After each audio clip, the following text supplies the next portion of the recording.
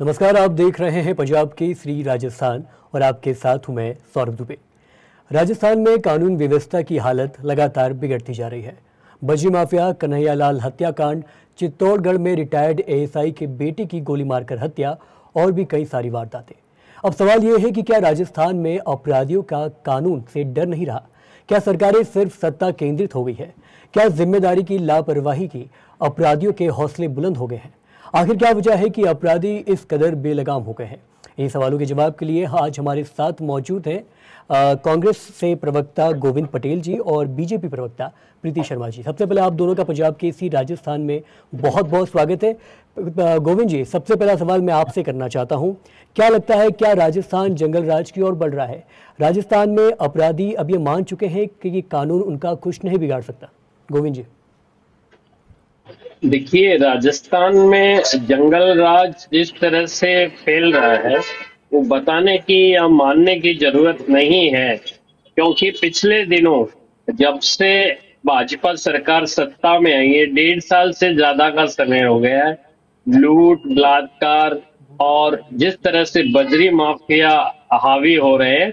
और सबसे बड़ी बात यह है कि प्रदेश की जो पुलिस, जो आम जनता की रक्षा के लिए है, जो आम जनता की रक्षा करती है, वो पुलिस आए दिन पिट रही है।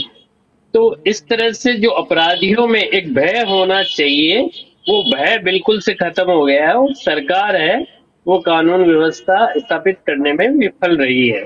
तो इससे जंगल राज पूरे प्रदेश में फैला हुआ है। जी जी, प्रीति जी, क्या कहना चाहेंगे आप? सौरभ जी, बहुत हंसी आती है मुझे इनकी बातों को सुन के, क्योंकि चाहे आप हो चाहे गोविंद जी हो, मुझे एक चीज बताइए, आप जिसको जंगल राज कहते हैं, आपने आज से पहले कांग्रेस के शासनकाल में कितने अपराधियों की परेड निकल के देखा था? आपने कितने अपराधियों के घरों पर बुलडोजर चलते देखा था? आपने कितने बलात्कारियों को फांसी पर चढ़ते देखा था? आपने कितने अधिकारियों का, आप ये देखिए कि कल की घटना में बताती हूँ, जो वीडियो वायरल हो रहा था, जब एक अपराधी को पकड़कर ले जाया जा रहा था तो कुछ लोग उसको छुड़ाने के लिए, उसके 2 लोग छुड़ाने के लिए उस कार पर और ऑफिसर पर हमला करते हैं। और विडंबना ये है कि हमले के दौरान जो पब्लिक साथ में खड़ी हुई है, उस ऑफिसर का साथ देने की बजाय कुछ लोग वीडियो बना रहे थे और कुछ लोग पब्लिक का, उन लोगों का, अपराधियों का साथ दे रही थी। तो यहाँ पर जंगल राज नहीं है, बल्कि हमारी कानून व्यवस्था संभालने के लिए जिस तरीके से पुलिस अधिकारी को काम करना चाहिए वो लगातार काम कर रही है, और दूसरे दिन पकड़े जाते हैं अपराधी, उनकी परेड निकाल दी जाती है। इससे पहले भी कई घटनाएं हुई और आप देखेंगे, चाहे वो जेसीबी पर एक मजदूर को, ड्राइवर को उल्टा लटका के पीटने की घटना हो, तेजवीर सिंह जिसने इस घटना को अंजाम दिया था, उन पर कार्रवाई हुई, उनकी गिरफ्तारी हुई, उनके घर पर जो फार्म हाउस उन्होंने 1 बीघा में इलीगल बना रखा था सरकारी जमीन पर, उस पर आप देखेंगे उस पर बुलडोजर चलाया गया। तो मैं आपसे इतना पूछना चाहती हूँ कि आप मुझे बताइए कि ऐसी कौन सी एक घटना बता दीजिए कांग्रेस के शासनकाल में किसी अपराधी को निकाला गया हो, इस तरीके से परेड निकाली गई हो, किसी अपराधी को फांसी पर चढ़ाया गया हो। आपके पास कुछ ऐसी अगर डाटा हो तो बता दीजिएगा। और एनसीआरबी की रिपोर्ट अगर मैं बताऊं आपको, तो एनसीआरबी की रिपोर्ट के अनुसार हमारी जो कार्रवाई चल रही है उसमें राजस्थान का ग्राफ नीचे गिरा है अपराध के मामलों में, ना कि ऊपर हुआ है। और लगातार समीक्षा बैठकें हमारे मुख्यमंत्री जी लेते रहते हैं। आज भी हमारे मुख्यमंत्री जी ने समीक्षा बैठक ली है। तो आप मुझे बताइए कि यहाँ पर कहाँ हमारी सरकार विफल है? मैं गोविंद पटेल जी से एक एग्जाम्पल के तौर पर पूछना चाहूंगी कि एक उदाहरण बता दीजिए जहां पर अपराध हुआ हो और अपराधियों को इस तरीके से आपने परेड निकलवाई हो। कहीं अपराध हुआ हो, कोई बुलडोजर गिराया हो, किसी मकान को गिराया हो, साइबर फ्रॉड होते थे आपके शासनकाल में, आपने कितने अपराधियों को पकड़ा साइबर फ्रॉड के मामले में? ठीक है प्रीति जी, आपका बहुत बहुत शुक्रिया। लेकिन एक बार गोविंद जी की तरफ बढ़ते हैं और उनसे समझने का प्रयास करते हैं कि उनका क्या उत्तर है इसको लेकर। गोविंद जी, क्या कहना चाहेंगे प्रीति जी के बयान पर?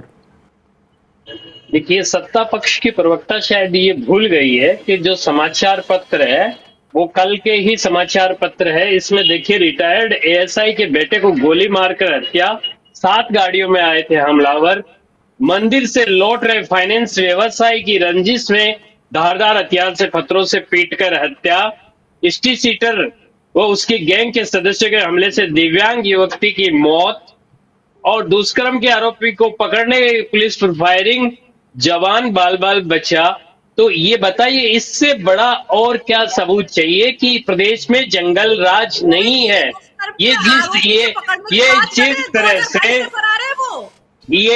ये जिस तरह की बात कर रहे हैं, ये जिस तरह से अपनी सरकार का बचाव कर रहे हैं, ये बड़ी शर्म की बात है। इन्हें शायद पता नहीं है कि प्रदेश में छोटी छोटी बच्चियों के साथ जिस तरह की घटनाओं का ग्राफ बढ़ा है, वो बड़ा बेहद शर्मनाक है। सरकार आपकी अच्छी बात है, वाई कीजिए, वाई कीजिए, लेकिन आपकी सरकार है, वाई कीजिए, लेकिन आप प्रदेश में जिस तरह की परिस्थिति और जिस तरह की स्थिति है, उससे जनता भली भांति परिचित है। आप जो ये डेटा वगैरह की बात कर रहे हैं वो निराधार है। कहां से मतलब इस तरह से आप इतना झूठ प्रदेश की जनता के सामने किस तरह से बोल रहे हो? ठीक है, मेरी तो समझ से परे है। ठीक है गोविंद जी, मैं प्रीति जी के पास वापस चलना चाहूंगा। प्रीति जी, जी बिल्कुल, नहीं 2 दिन पहले का अखबार पढ़ा। प्रीति जी, मैं अपना एक सवाल रखूंगा और आप अपनी जो बात है उस सवाल के साथ भी रख सकती है। ठीक है, मेरा सवाल सिर्फ इतना है कि कानून व्यवस्था की जिम्मेदारी आखिर किसकी है, क्योंकि दोनों एक दूसरे पर आरोप प्रत्यारोप कर रहे हैं, इससे जनता गुमराह हो रही है। प्रीति जी बताइए।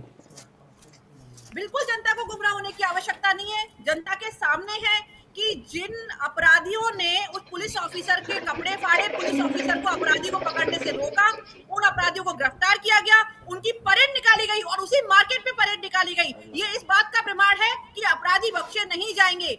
ये द्योतक है कि अधिकारियों के साथ अगर आप गलत करेंगे तो अधिकारी इस तरीके से आपकी परेड निकालेंगे। इससे पहले भी आपको याद होगा जो विराटनगर के पास के गांव में एक घटना हुई थी, उसके अपराधी को भी पकड़ा गया था और उसकी भी इसी तरीके से परेड निकाली गई थी। कोटा में भी, आप इसका एग्जांपल मैं कोटा में भी दे देती हूँ, कोटा में भी अपराधियों को पकड़ा गया और वहां पर भी परेड निकाली गई। जेसीबी जो ब्यावर वाली घटना है वो तो मैं आपको जीता जाता उदाहरण है कि कुछ दिन पहले जब जेसीबी से ड्राइवर को उल्टा लटका के मारा गया, तुरंत गिरफ्तारी हुई। संज्ञान में आने के बाद और गिरफ्तारी होने के बाद में उस अपराधी के घर पर बुलडोजर चलाया गया। साइबर फ्रॉड के मामलों में अगर आप बात करेंगे, चाहे भरतपुर हो चाहे किसी और शहर की हम बात करें, लगातार अपराधियों पर कार्रवाई चल रही है। पुलिस अधिकारी सक्षम है जो ये बात कर रहे हैं, जिस बलात्कारी को पकड़ने की बात कर रहे हैं, पुलिस गई थी, वो 2022 से फरार था गोविंद जी। और आपको और बता देती हूँ और आप सुनते जाइए कि 2022 से आपने कभी देखा है कि मंत्री खुद धरातल पर आके, अरे मैडम, झालावाड़ में आपके भाजपा नेता की दिन दहाड़े हत्या कर दी गई। आप किस कानून की बात कर रहे हैं? किस सुशासन की बात कर रहे हैं? आपके भाजपा नेता को गोली मार के हत्या कर दी गई। गोविंद जी, आप शायद भूल रहे हैं कि जिस तरीके से जिस कानून व्यवस्था की आप बात कर रहे हैं, अपराधी लगातार पकड़े जा रहे हैं और हमारे शासन काल में पुलिस अधिकारी जितना क्विकली काम कर रही है, क्या इससे पहले आपके शासन काल में हुआ था? क्या बलात्कारियों को पकड़ा गया था? क्या उनको फांसी पर चढ़ाया गया था? क्या सजा दिलवाई गई थी? आज तक नहीं हुआ। आप बात कर रहे हैं पुलिस अधिकारियों की। अब जनता की क्या जिम्मेदारी है? मैं आपके चैनल के माध्यम से जनता से पूछना चाहती हूँ कि जब एक अकेला पुलिस अधिकारी उन लोगों से, उन अपराधियों से भिड़ रहा है, तो आप खड़े होकर वीडियो बना रहे हैं, आप वीडियो वायरल कर रहे हैं, क्या आपकी जिम्मेदारी नहीं बनती कि उस अधिकारी के साथ जाके खड़े हो जाए? जब पास से जाब्ता आता है तब उनको गिरफ्तार किया जाता है और उनकी परेड निकाली जाती है। ठीक है, गोविंद जी आप कुछ कहना चाह रहे थे? जी बिल्कुल, मैं यही कहना चाह रहा हूँ कि रोज ऐसी खबरें आ रही है। अभी 4 दिन पहले की बात है, हनुमानगढ़ में दिन दहाड़े होटल संचालक को गोली मारी गई। अब बताइए, इस तरह की घटना दिन दहाड़े हो रही है, ये बात कर रहे हैं कि हमने ये कर दिया, परेड निकाल दी, वो कर दिया, उससे क्या अपराध रुका है? क्या अपराध क्यों हो रहा है? अपराध किनके संरक्षण में हो रहा है? और पुलिस प्रशासन, जो जनता की रक्षा के लिए होता है, जो पुलिस प्रशासन है, अरे सरकार आपकी है, आप किस तरह से बात कर रही है? मुझे तो यही समझ में रहा है। सरकार आपकी है, 1.5 साल से ज्यादा का समय हो गया। वो भूल गए कि 1.5 साल से ज्यादा सरकार का में समय पैसे हो नहीं गया। जाएंगे। केंद्र में आपकी सरकार है, गोविंद जी, राजस्थान में आपके आपकी सरकार है, शासनकाल में जो और भ्रष्टाचार आपको पनपा, ये पता नहीं है कि जो प्रदेश में क्या भ्रष्टाचारियों हो के रही है। हौसले बुलंद हैं, आज वो भूल गए कि आज के हमारे शासनकाल में इन अपराधियों को बख्शा नहीं जाएगा, उनको संरक्षण नहीं दिया जाएगा। वो भूल ठीक है। गए शायद। ठीक है, गोविंद जी, मैं आपसे सुनना चाह रहा हूं कि क्या हर घटना के बाद बयानबाजी और एफआईआर की राजस्थान की नई नीति बन चुकी है? लेकिन इससे पहले एक सवाल मेरा बहुत महत्वपूर्ण है कि गोविंद जी, आपको क्या लगता है कि इस सब के पीछे राजनीतिक और प्रशासनिक नर्म रवैया जिम्मेदार है? गोविंद जी। देखिए, जैसे अभी सत्ता पक्ष के प्रवक्ता कह रहे थे कि आपकी सरकार, तो पहले तो क्या है कि इनके जो माइंड सेट है वो सही नहीं है। इनको लगता है कि अभी भी कांग्रेस की सरकार ही चल रही है। 1.5 साल से ज्यादा का समय हो गया है। अब इन्हें इस फोबिया से बाहर निकलना चाहिए। केंद्र में इनकी सरकार है, राजस्थान में इनकी सरकार है। जो अपराधी है उनके खिलाफ कड़ी कार्रवाई करनी चाहिए, और ये अपराध की जो जड़ है उसको खत्म आपका करना चाहिए। मैं आपको बताऊं, जिस तरह से पिछले दिनों सीकर में पुलिस को बंधक बना लिया गया था, बड़ी घटना हुई थी, ये बहुत बड़ी घटना हुई थी। इस तरह से पुलिस का जो भय है, जो डर है, वो खत्म होता जा रहा है। इससे साफ पता चलता है कि अपराधियों में जिस तरह से अपराधियों के हौसले बुलंद हुए हैं, उससे सरकार जो कानून की व्यवस्था है, जो कानून सिस्टम है, उसको बनाने में विफल रही है पूरी तरह से। और ये सरकार की नाकामी है, जो साफ पूरे प्रदेश की जनता को भुगतना पड़ रहा है कि इस तरह की घटनाएं दिन दहाड़े आए दिन हो रही है। ठीक है, प्रीति जी, क्या बोलना चाह रही हैं आप?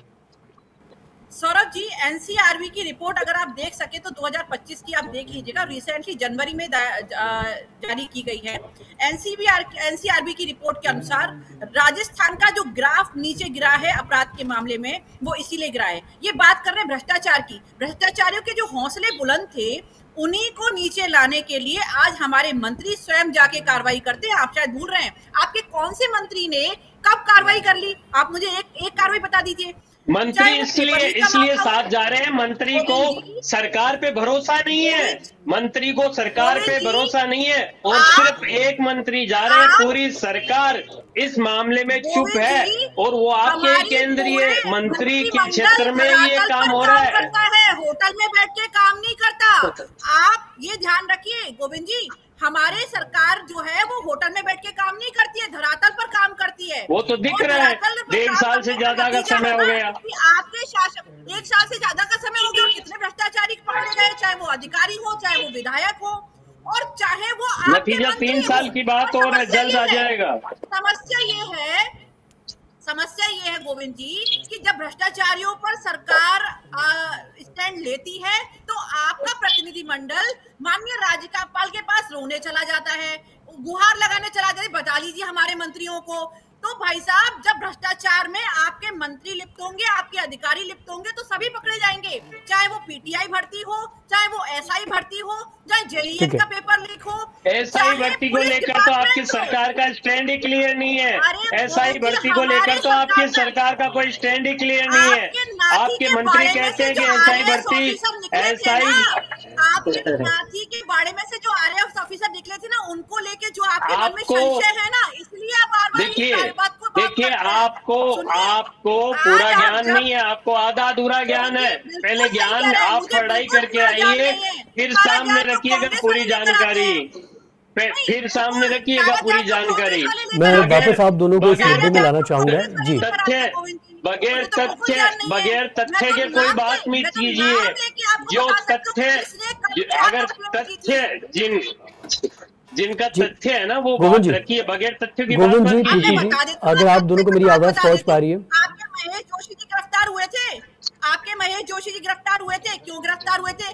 आपने उस पर भी, उस कार्रवाई पर भी आपने प्रश्न चिन्ह लगाया था, जबकि वो कार्रवाई कब से शुरू हो चुकी थी? 2021 से शुरू हो चुकी थी। यूपी के एक बंदे ने, ठीक है प्रीति जी, का नाम भी मैं बता देती हूं। प्रीति जी, एक बार फिर मुद्दे पे लौट आते हैं।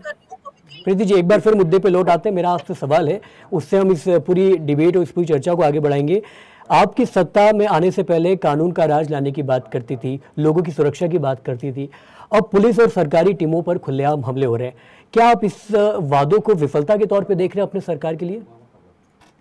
सौरभ जी, ये विफलता नहीं है। आप इस चीज को ऐसे देखिए कि खिसियानी बिल्ली कल खंबा नोचे। पहले सरकार में इन अपराधियों को संरक्षण मिलता था और ये लोग आराम से दुबक के बैठे रहते। अब क्योंकि लगातार इन पर कार्रवाइयां हो रही हैं तो ये बौखला रहे हैं और बौखला कर ये सोचते हैं कि अधिकारियों पर हमला करके अधिकारियों को दबा लेंगे, लेकिन ऐसा बिल्कुल नहीं होगा। अगर हमारे अधिकारियों के साथ इस तरीके का व्यवहार किया जाएगा तो अधिकारी इनकी किस तरीके से परेड निकालेंगे, इसका जीता जागता एग्जाम्पल आपने विद्याधर नगर में जोटवाड़ा में देखा होगा। जब इस तरीके की घटनाएं होती हैं, और मेरा आपके चैनल के माध्यम से ये गुहार है पब्लिक से भी कि जब इस तरीके की घटनाएं होती हैं, जब पुलिस अधिकारी अपनी दायित्वों का निर्वहन कर रहा है, तो आप भी एक अच्छे नागरिक होने की भूमिका निभाइए, ना कि वीडियो बनाकर केवल उसको वायरल कीजिए। वीडियो बनाने के साथ आपकी नैतिक जिम्मेदारी भी बनती है कि कोई अधिकारी अगर भ्रष्टाचार के खिलाफ खड़ा हुआ है, कोई अपराधी को पकड़कर लेकर जा रहा है, तो आपको जाना चाहिए उस भ्रष्टाचारियों को और अंदर करवाना चाहिए। आप अपनी भूमिका क्यों नहीं निभाते हैं? ठीक है गोविंद जी, प्रीति जी की तरफ से लगातार कांग्रेस पर यह हमला किया जा रहा है कि आपके संरक्षण में इस तरह के गुनहगार पैदा हो रहे हैं एक तरीके से, तो क्या कुछ कहना चाहेंगे इस बयान पर? देखिए, मैं बार बार ये कह रहा हूँ, सत्ता पक्ष के प्रवक्ता सही तरीके से जवाब नहीं दे पा रही है। उन्हें लग रहा है कि मैं जो अपनी जिम्मेदारी है उससे इस तरह के आरोप लगा के बच जाऊंगी, इस तरह से आरोप लगा के बच जाऊंगी, तो ये गलत है। प्रदेश की स्थिति देखिए, प्रदेश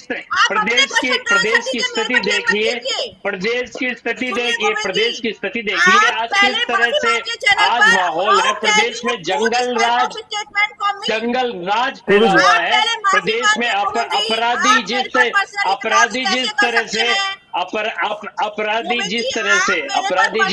हौसले बुलंद। गोविंद जी, यहाँ मैं आप दोनों को एक चीज बोलना चाहूंगा कि आप दोनों सम्मानित पार्टियों के नेता हैं। जी जी, आप आरोप लगा रहे हैं, आप किस तरह से बात कर रही है? आपको बात करने का तरीका नहीं है क्या? आप चिल्ला क्यों रही है? ढंग से बात कीजिएगा ना। नहीं, आप किस तरह से बात कर रही है? आप खुद देखिए ना, क्या साबित चाहती है आप चिल्ला के क्या करना चाह रही है? नहीं, मैं कहता हूँ, गोविंद जी, प्रीति जी, साबित करना चाह रही है। गोविंद जी, प्रीति जी, आप दोनों से निवेदन है। नहीं, आप चिल्ला के क्या साबित करना चाह रही है? गोविंद जी, प्रीति जी, आप दोनों से निवेदन है। पता नहीं है। अरे आपकी हिम्मत कैसे हुई मेरे पर पर्सनल कटाक्ष करने की? गोविंद जी, प्रीति जी, हम इस चर्चा पर वापस लौटते हैं। मैं आप दोनों से निवेदन करता हूं कि गोविंद जी, प्रीति जी, आप दोनों से मैं निवेदन करता हूं कि आप दोनों की सम्मानित पार्टी के नेता हैं, सम्मानित पार्टी के नेता हैं और साथ ही साथ सम्मानित नागरिक भी हैं, इसलिए हम इस पूरे चर्चा की जो गरिमा है उसको बनाए रखेंगे, किसी भी तरह की व्यक्तिगत टिप्पणी से बचेंगे। मेरा अगला सवाल गोविंद जी आपसे होगा। सवाल सिर्फ इतना सा है कि आप विपक्ष में हैं, लेकिन जब आप राज्य में कांग्रेस की सरकार थी तब कानून व्यवस्था को लेकर तब भी सवाल उठते रहे हैं। क्या आप भी इन स्थितियों के लिए जिम्मेदार अपने आप को मानते हैं? गोविंद जी, किसी भी तरह की व्यक्तिगत टिप्पणी से बचें प्लीज। जी देखिए सौरभ जी, जो स्थिति रही उसमें हमने काफी सुधार किया। जो भी खामियां हमें नजर आई उसमें हमने बदलाव किए और कानून व्यवस्था पूरी तरह से हम बनाने में सफल रहे। पिछले 1.5 साल से ज्यादा का समय हो गया है भाजपा की सरकार आए हुए, लेकिन राजस्थान में आए दिन जिस तरह की घटनाएं हो रही है उससे साफ साफ नजर आ रहा है कि प्रदेश में जंगल राज है और अपराधियों के हौसले बुलंद है। आम जनता इससे पीड़ित है। दिन दहाड़े किसी का मर्डर हो जाना, लूट हो जाना, ये जो घटनाएं हैं ये बिल्कुल प्रदेश को शर्मसार करती है और सरकार पे सवालिया निशान ये उठाती है कि सरकार पूरी तरह से विफल है और इस विफलता के लिए राजस्थान के मुख्यमंत्री, कानून मंत्री पूरी तरह से जिम्मेदार है। जी प्रीति जी, मेरा एक आखिरी सवाल आपसे होगा, उसके बाद इस चर्चा का एक तरीके से हम अंत करेंगे। जब पुलिस ही सुरक्षित नहीं है तो जनता का क्या हो रहा होगा प्रदेश में? प्रीति जी। सौरभ जी, मैं इस बात को बिल्कुल नहीं मानती कि पुलिस सुरक्षित नहीं है। रीजन इसके पीछे ये है कि देखिए, जब किसी अपराधी को पकड़ने जाएंगे तो अपराधी इस तरीके की घटनाएं करते हैं, लेकिन हमारा सबसे बड़ा स्टैंड ये होना चाहिए कि हमने अपराधियों को हाथों हाथ पकड़ा कि नहीं पकड़ा, कोई अपराध को रोकने की हमने कोशिश की कि नहीं की, अपराध हुआ तो हमने कार्रवाई की कि नहीं की। तो जब अपराध हुआ, आप देखेंगे कि जितनी क्विकली हमारे शासन में कार्रवाई हुई है उससे पहले कभी नहीं हुई। अपराधी गिरफ्त में है, और अपराधियों का गिरफ्त में आना ही भ्रष्टाचार को रोकने में सक्षम होगा।